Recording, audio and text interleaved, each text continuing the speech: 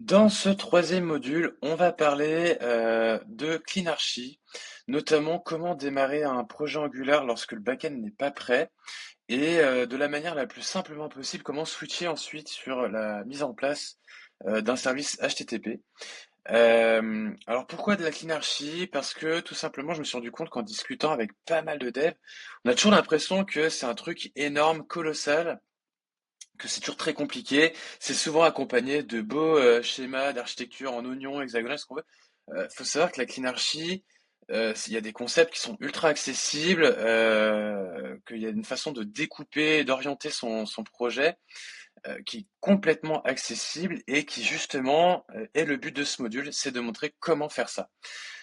Il faut savoir que je l'ai organisé autour de 7 leçons, donc notamment les trois premières qui sont au niveau de la présentation de trois couches. Je dis trois parce que il y en a une que j'ai volontairement bypassée qui regroupe les use cases.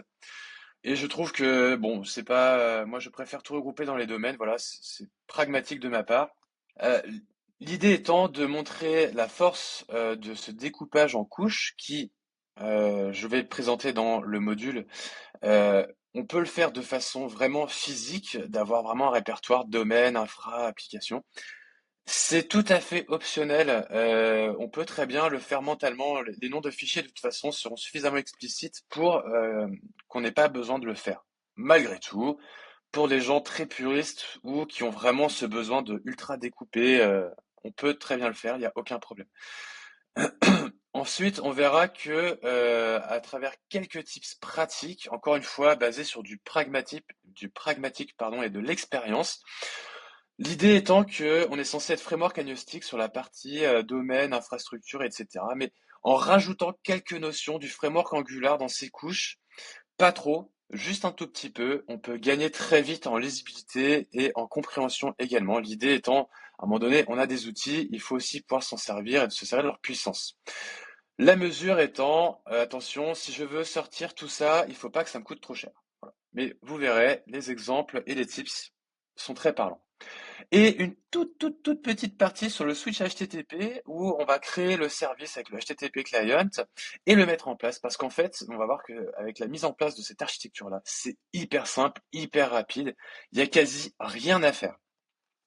Un petit boss de fin sur une application à réaliser avec des vrais appels HTTP client basés sur une vraie API qui existe.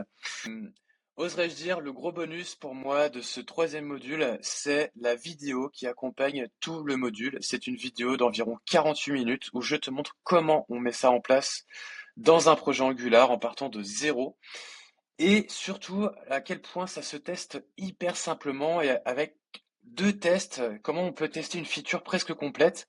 Alors évidemment, le cas passant, et pas tous les cas à la marge, mais voilà, de montrer à quel point cette architecture est puissante, facilement testable, et en quoi c'est intéressant du coup pour toi dans tes projets pour pouvoir être scalable ensuite.